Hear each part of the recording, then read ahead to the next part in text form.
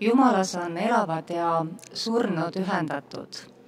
Täna siin Tartu Jaani kirikus on tulemas jumalateenistus ja õpetaja Urmas Peti jutluste kogu esitlus.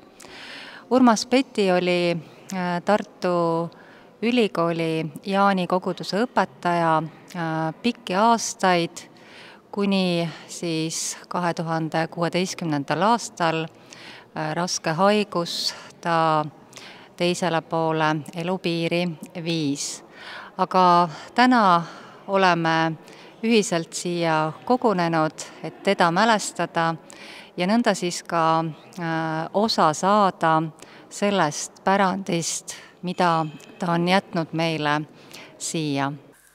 Vahel jääb mulje, et Jeesuse peamine püüd oligi segadust ja kahtlust tekitada, mitte kindlust ja veendumust. Mina olen selles lausa kindel ja veendunud, nagu vast olete aru saanud. Olen ju varemgi öelnud, et usk on enne kõike mitteuskumine.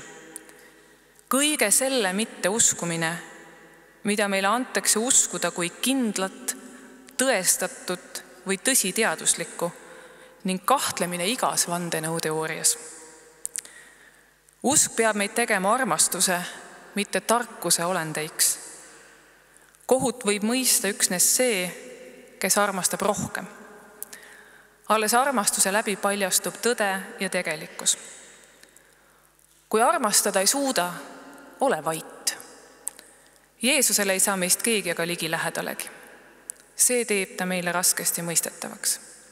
On selge viis, kuidas võidule jõuda. Alustades iseendas, halastades endale ja armastades ennast. Mitte mõistes hukka teisi, nagu me ei mõista kohut enese üle. Aamen. Tartu Jaani koguduse juhatuse esimees Tiina-Erika Friedenthal on see inimene, kes on selle jutluste kogumiku koostaja ja ta on aastaid tegelenud sellega. Palun võta kokku, et see raamatu või selle kogumiku koostamine võttis ajaliselt päris palju aega. Ilmselt ei tähenda see seda, et lakkamatult sellega tegeleti, aga see ettevalmistusprotsess on pikk olnud, et palun räägi natuke, kuidas see kogumik loodi. Algusest peale taheti seda kogumikku väga teha, omada, kinkida, et seda on algusest peale siis nii-öelda nagu oodatud ja mõeldud selle peale, mis seal peaks olema. Aga nüüd see teema on nüüd selles, et neid jutlusi või neid tekste, neid on valikus on umbes 800. Ja nende 800 hulgas siis kui palju, millisel valikuprintsiibil, kas mitu raamatut, üks raamat, et kõik need, me oleme läbi käinud aastate jooksul nagu sellised erinevad kontseptsioone, arutanud enamasti koguduse nõukogus või siis mingisugusel suuremal, alati on jutt läinud Urmase jutluste kogumikule ja alati on siis uuesti arutatud, et mismoodi see peaks olema. Marju Lepajaga sai seda kõvasti arutatud. Marju Lepaja pidi olema ka üks neist, kes alguses pidi hakkama ka neid jutlusi lugema, aga kõigil on ju toimetusi palju. Kõik hakkasid suure hooga pihta, aga nagu öeldud 800. Ja ega neid ei saa kiiresti lugeda. Et mina avastasin üsna peatselt, et 3-4 on maksimum, mida ma korraga suudan lugeda, sellepärast, et sa hakkasid kaasa mõtlema. Sul oli vaja mõelda sellele, rääkimata veel sellest, et otsustada, kas tegemist on nagu, kas see siis nüüd peaks olema üks nendest vähestest, mis välja valitakse. Et see on põhjus, miks see on soikunud. Sest lihtsalt see oli nagu väga suur plaan ja meil olid väga ambitsioonikad plaanid ka alguses. Nii et lõpuks oli siis tänu sellele tegelikult, et tõesti, et Triin Käpp ütles, et nüüd nagu juubeli aasta, et me võiksime lõpuks mingisuguse otsuse ära teha ja lõpuks jõuda kuskile. Ja siis ma võtsin ennast siis nagu kohe kätte ja uuesti rääkisin läbi kõigi nende inimestega, kes valikuid pidid, kellega oli ammu räägitud, et nad osalevad valiku tegemisel ja alustasime siis uuesti pihta ja siis ma võtsin juba ise hästi rangelt, et ma ise püsin raja peal ja kogudus tuli väga appi. Kogudusest tuli hulgaliselt inimesi, kes kõik olid valmis tegema erinevaid ülesandeid. Siis tehti ettepanek, et me võiksime lugeda neid jutlusi, nii et me siin päris hea mitu mitu kuud lugesime neid iga reede hommikul või päeval kell 12.15. Lugesin ma ette 3 siis Urmase jutlust ja siis natukene sai ka üks öelda, oi, see on väga hea jutlus, et see peaks kindlasti olema või et oi, ma ei tea, võrreldes selle teisega, eks ole, et see oli ikka parem. Et selles mõttes see nüüd tõesti olnud selline nagu pikk, lai ja siin on tõesti väga paljud inimesed kaasa rääkida saanud või kaasa rääkinud. Aga jah, et see, et mina olen see koostaja, mina nüüd see, et lõpuks valiti need viimased 5 aastat, et ei valitud konsensuslikult, vaid selle järgi, et kui kellelegi meist väga meeldis, siis see läks. Et nende otsuste eest, et see on nüüd tõesti see, mida siis mina ära otsustasin, et nii, tuleb niimoodi, tulevad pildid ja pildid tulevad algusest peale, et siis ühes sellest kontseptsioonist, mille järgi see pidi olema koguduse ajalugu, alates 2000 kuni 2016 koos jutlustega paralleelselt samadest aegadest, et sellest on nüüd järgi jäänud ainult siis fotod. Et meil on fotod siis sealt sellest ajast, kui teenistused toimusid talviti ülikooli ajaloomuuseumis kuni siis viimase lõpuni, et seal on nagu näha siis neid arenguid ja neid 3 praktikanti, kelle saatesõnad siin ka kõik sees on. Ja. Kui palju nüüd neid jutlusi, ja siin on vist ka natukene kõnesid, talituskõnesid, kui palju nüüd siia jõudis? 104 on mul meeles. 104. Kas on mingi mõte ka, et sellest ülejäänud materjalist võiks midagi veel edasi saada või jäävad nad sinna kuskile arhiivi? Arhiivis jäävad nad kindlasti alles, neid ära ei kustutata ja minu käest küsiti ka nüüd siin, et millal tuleb siis nagu järgmine osa, aga hetkel on küll niimoodi, et me praegu seda ei plaani, et praegu me oleme niimoodi lõpuks ometi on meil need jutlused, et nüüd me järgime edasi jälle Marju Lepaja soovitust, et ei tasu kiirustada. Et las settib, las kujuneb, kui tekib jälle tahtmine, kui tekib küsimusi, üha rohkem inimesi hakkab jälle nagu küsima, et aga võiks ikka need teised ka välja anda, et siis ilmselt hakkab jälle küpsema ja siis tuleb mingisugune järgmine mõte. Et nii see praegu on. Et hetkel me ei tee seda, aga see võimalus on nii-öelda siis avatud.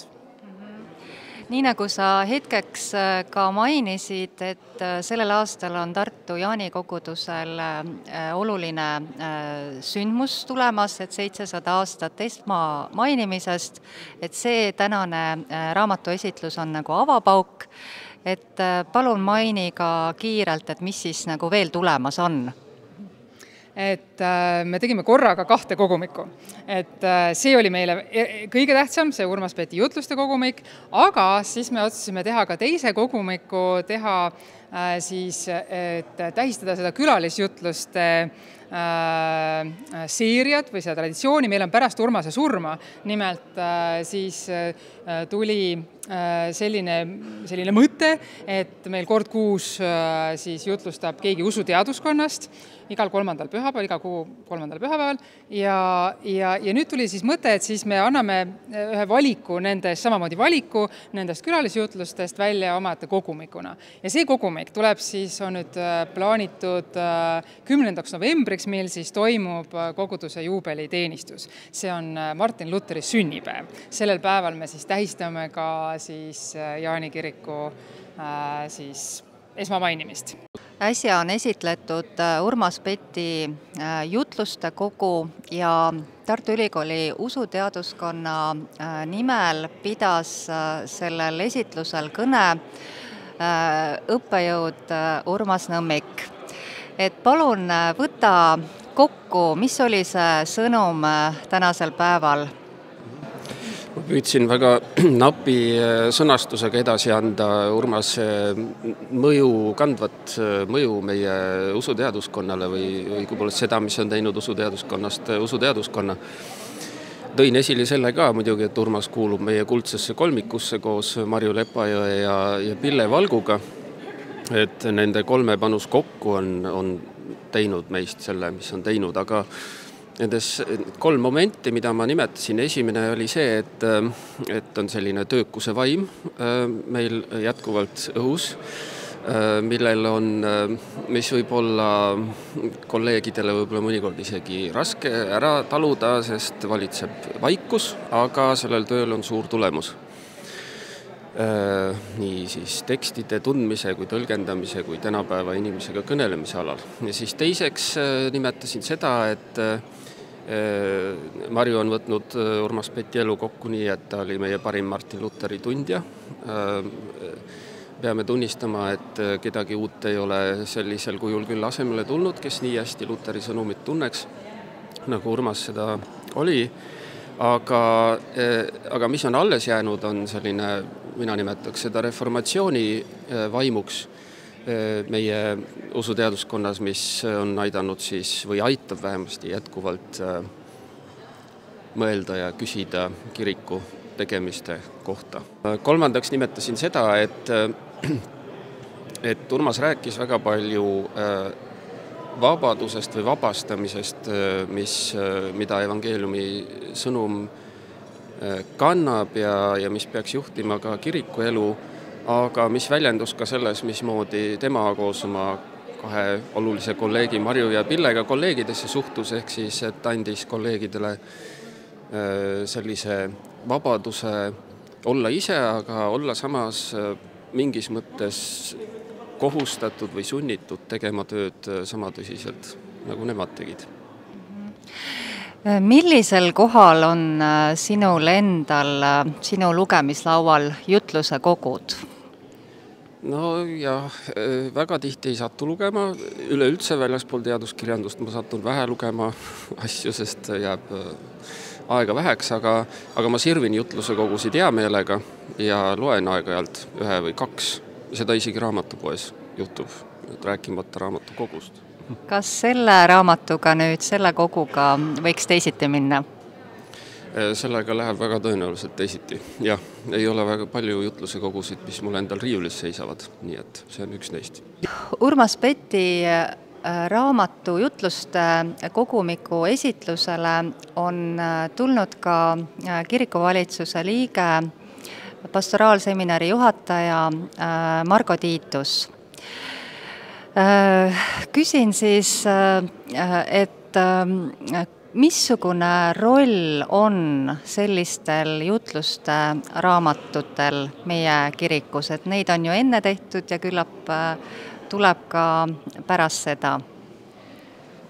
Jaa, aga ega neid liiga palju tehtud ei ole. Ma arvan, et kui Eesti taasiseseisvumisajast alates lugeda, siis vast 2 käesõrmedel me saaksime kokku sellist korralikku postilli luterliku kiriku raames, nii et kindlasti ei ole neid liiga palju ja seda tervitatavam on iga uus täiendus lugemislauale, sest kui ju jutlustatud või kuulutatud sõna ühelt poolt puudutab selles ajahetkes ja neid inimesi, kes seda vahetult kuulevad, siis võimalus kirjutatud teksti juurde pöördudes saada osa selle inimese vaimumaailmast, mõtterännakutest, muudab selle ju kättesaadavamaks palju-palju suuremale hulgale. Ja tõesti mõeldes ka üliõpilastele või ka vaimulikele, me tegelikult ju väga harva kuuleme teiste vaimulike jutluseid enamasti. Meil on selline kirik, et iga pühapäev peaaegu tuleb endal kantslis olla.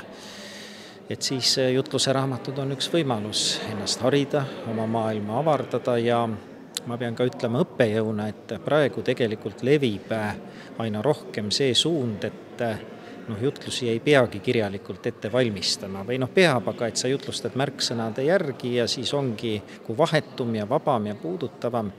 Et Urmas oli ikkagi see mees, kes õpetas ja minu teada ka ise seda tegi, et jutlus peab olema kirjalikult ette valmistatud ja ma tegelikult olen temaga väga nõus, et see võiks nii olla. See ei tähenda, et sa pead selle sõna-sõnalt maha lugema, aga läbikirjutamine annab sellele mõttele ja tekstile teise kvaliteedi ja muudab tõesti selle ka kättesaadavaks nii ajas kui ruumis. Tänasel päeval lähevad meie mõtted lahkunud Urmas Petile.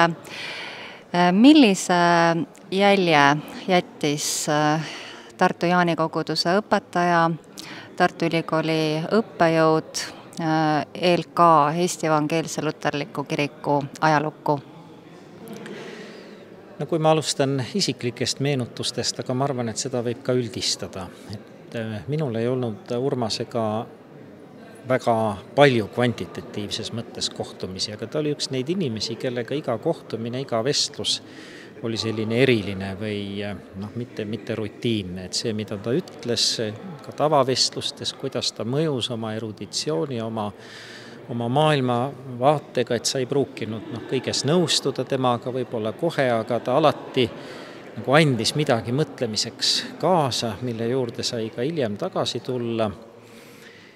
Et muidugi inimlikult on kahju, et tema ka töömehe tee katkes ju tegelikult ühe teoloogi ja vaimuliku jaoks parimais aastais. Aga ma arvan küll, et Urmase mõju on olnud ikkagi väga suur, vaadates seda akadeemilist kogudust, kus me täna oleme, tema õpilasi, üsna mitmeid, keda ta on mentorina vaimulikuks koolitanud, tema tudengeid, siis jah, see on ka küll kulunud võrdlus, aga ilmselt nagu veiniga, et aastate jooksul see mõju pigem kui settib ja hakkab alles esile tulema just ka läbi nende õpilaste ja järgijate, kes Urmasel on olnud.